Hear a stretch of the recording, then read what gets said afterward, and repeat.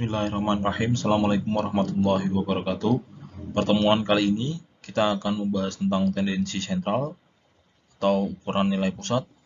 Biasanya tendensi sentral ini akan kalian temui juga nanti di tugas akhir kalian, tugas akhir atau skripsi kalian nanti. Jadi biasanya tendensi sentral ini nanti akan mendeskripsikan hasil dari penelitian.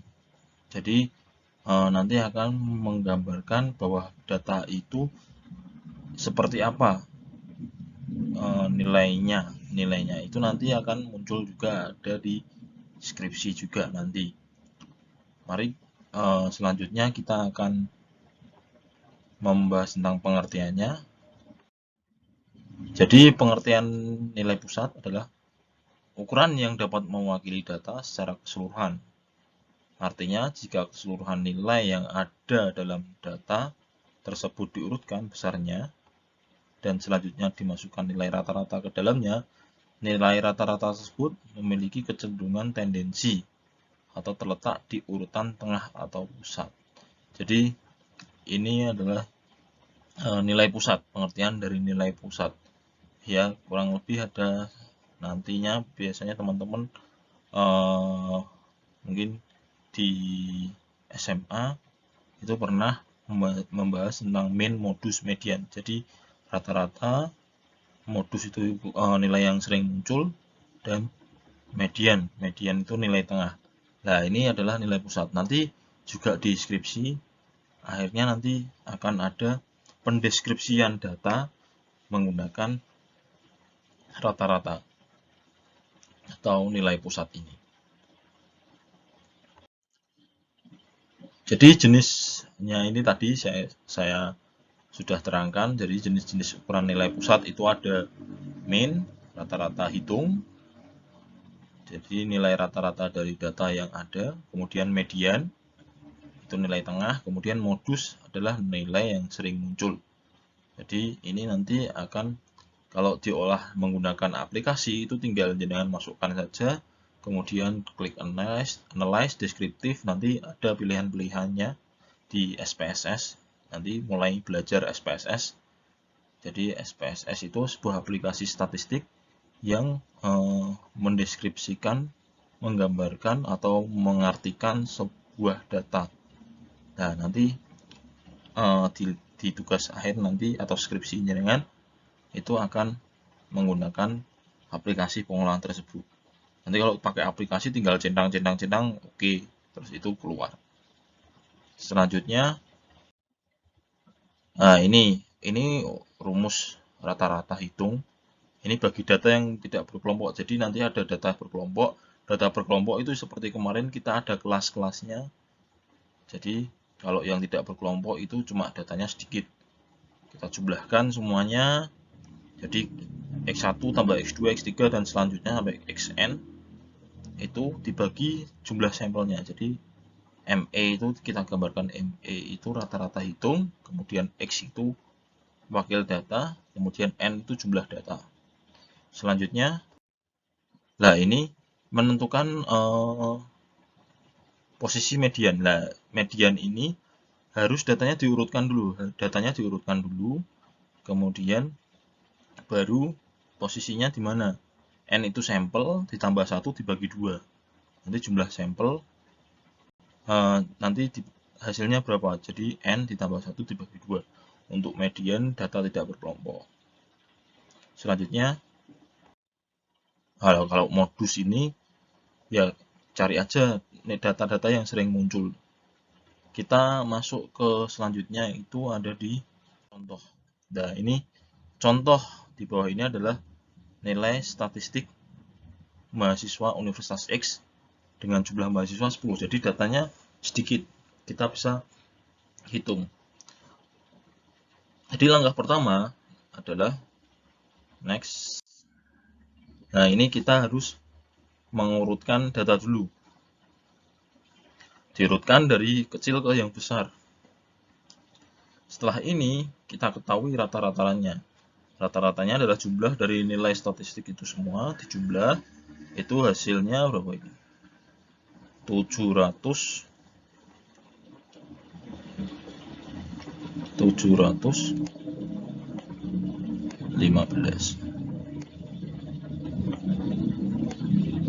itu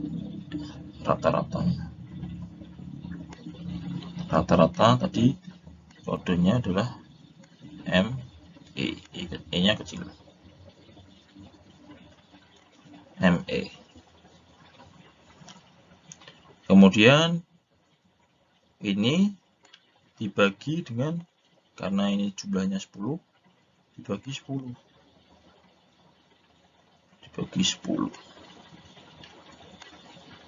Hasilnya adalah 71,5. 71,5.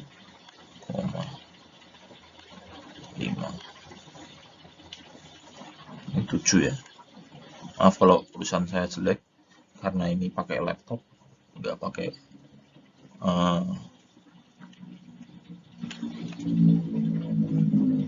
papan tulis. Itu untuk minnya atau rata-ratanya.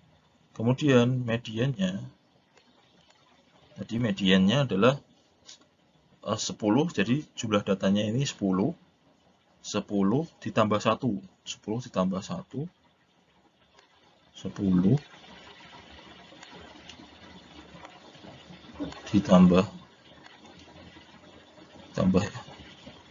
1 dibagi 2.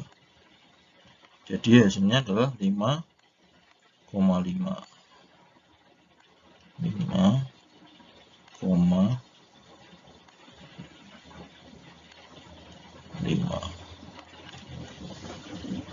Jadi ini untuk median MD.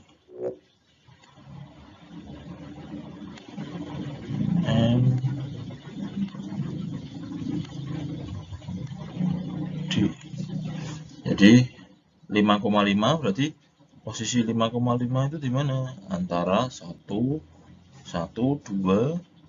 3, 4, 5. Antara Bondan dan Nana.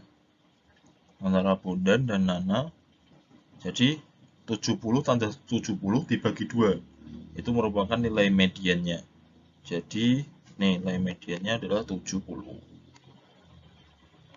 Kemudian selanjutnya, saya hapus dulu.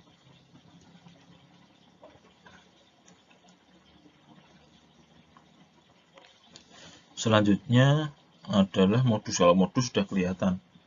Nilai yang banyak muncul mana? Oh, 50.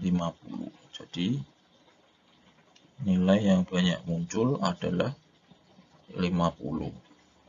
Ini untuk data yang tidak berkelompok. Selanjutnya,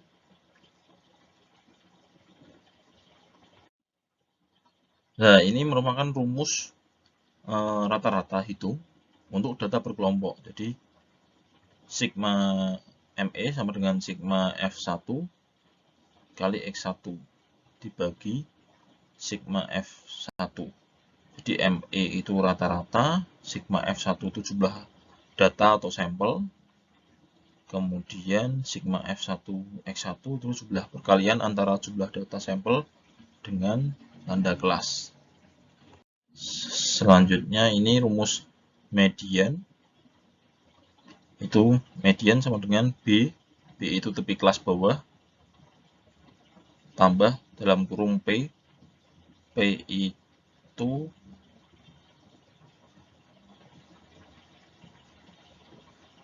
adalah panjang kelas interval. P adalah panjang kelas interval atau CI. Kemudian dalam kurung setengah N min F. N itu sampel sama dengan F dikurangi F. F besar ya. Nanti ada F kecil. F itu frekuensinya sebelum kelas median dibagi frekuensi kelas median. Jadi frekuensi kelas median itu berapa dibagi. Itu untuk median data berkelompok. Untuk modus itu sama B. B itu tepi kelas bawah dalam kurung ditambah dalam kurung P. P atau CI itu panjang kelas interval. Terus dalam kurung B1. B1 itu frekuensi pada kelas modus, frekuensi pada kelas terbanyak dikurangi frekuensi kelas interval sebelumnya, itu B1. Kalau B2 frekuensi kelas modus dikurangi oleh frekuensi kelas interval berikutnya. Next, ini rumusnya sudah selesai untuk main modian modus. Selanjutnya, nah ini contoh soalnya. Pastinya yang pertama ini contoh soal seperti yang sebelumnya, si data distribusi frekuensi ya. Jadi yang pertama pasti tahapnya mengurutkan dulu, diurutkan datanya, kemudian dicari range-nya, karena nilai terbesar 65 dikurangi 20, 45. Nah ini kemarin sudah sempat dipelajari, log 41,60206, terus kita bulatkan jadi 6, ada 6 kelas, panjangnya itu 88, karena 7,5 kita bulatkan ke atas. Nah ini proses melidi, kemarin sudah saya ajarkan. Selanjutnya, nah ini kemarin juga di distribusi frekuensi juga sudah saya ajarkan. Jadi mencari titik tengah itu 20 tambah 27 dibagi 2 itu hasilnya 23,5. Dan selanjutnya terus mencari frekuensi tadi hasil dari melidi, tepi kelas bawah, tepi kelas atas. Selanjutnya next. Nah ini adalah tahap untuk mencari nilai min. Tahap untuk mencari nilai min, yang pertama adalah titik tengahnya. Titik tengah itu kita gambarkan dengan X1. X1 itu titik tengahnya. Kemudian titik tengah dikalikan dengan F1. Jadi ini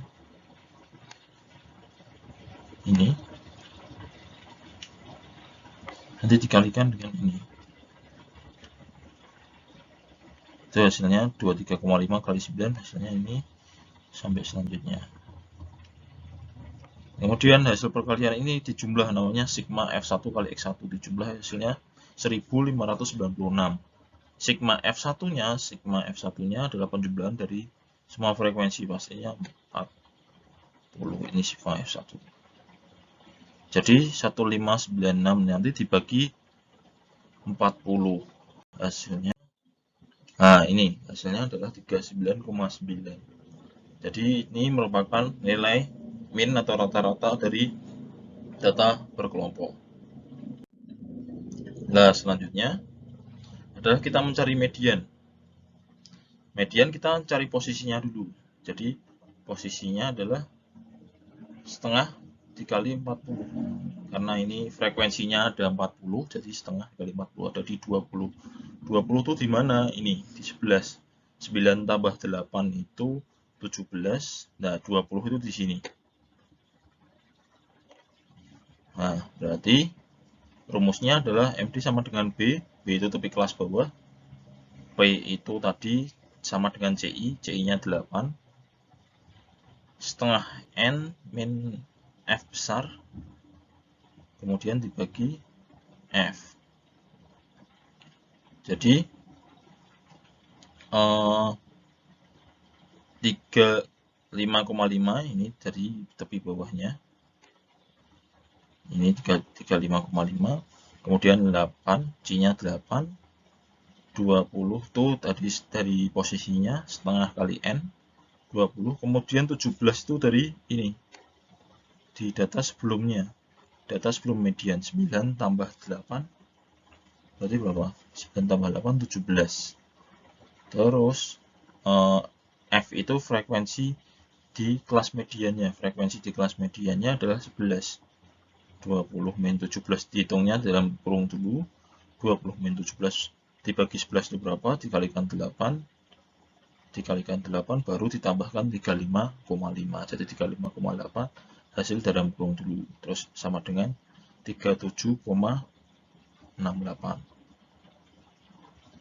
Selanjutnya adalah mencari nilai modus. Mencari nilai modus ini, jadi kita pastikan betanya dulu, B-nya ini. B-nya itu tadi tepi kelas ini. Karena yang banyak muncul ini di angka 11 ya. Jadi tepi kelasnya sama. Tepi kelas bawahnya itu 35,5. Kemudian CI-nya, CI atau P-nya itu 8 tadi karena jaraknya ini 20, 21, 22, 23, 24, 25, 26, 27, 8. Jadi 8. Terus B1-nya itu 11 ini dikurangi sama atasnya 8. Berarti 3. Kemudian untuk B2-nya 11 dikurangi 4. 4 ini. Jadi 11 dikurangi 8 sama 11 dikurangi 4 untuk B2-nya. Jadi 3, 11 dikurangi 4 itu adalah 7. Jadi kemudian MO sama dengan 35,5 ditambah dalam kurung 8 dalam kurung 3. 3 itu harus dari B1 dibagi 3 lagi B1 ditambah B2. 10, 3 dibagi 10 jadi 8,3. 3 dibagi 10 0,3. Jadi terus dikalikan 8, jadi ditambahkan 35,5, hasilnya 37,4. Jadi selanjutnya, nah ini mungkin tidak sebagai tugas karena jenengan kerjakan tugas itu sebagai latihan jenengan di rumah. Silahkan kerjakan, nggak harus dikumpulkan. Silahkan dikerjakan, nggak usah dikumpulkan. Buat belajar saja di rumah. Ini adalah apabila datanya itu ada 50. Ikuti tahap-tahapnya, nanti kerjakan soalnya seperti ini. Soalnya seperti ini, kerjakan sesuai tahapan-tahapan yang sudah saya ajarkan tadi. Jadi mungkin cukup sekian pertemuan kali ini. Tetap patuhi protokol kesehatan, tetap jaga kesehatan. Mohon maaf apabila ada salah-salah kata. Semoga ilmu yang saya bagikan hari ini dapat bermanfaat bagi jenengan semua. Jangan sampai lupa, tetap dipelajari terus karena ini akan bermanfaat bagi jenengan semua ketika di tugas akhir atau skripsi. Mungkin cukup sekian. Jadi tugas ini memang tulisannya tugas, tapi tugas ini tidak harus dikumpulkan, jenengan belajar saja di rumah sebagai bahan latihan jenengan. Oke, mungkin cukup sekian. Mohon maaf apabila ada salah-salah kata. Assalamualaikum warahmatullahi wabarakatuh.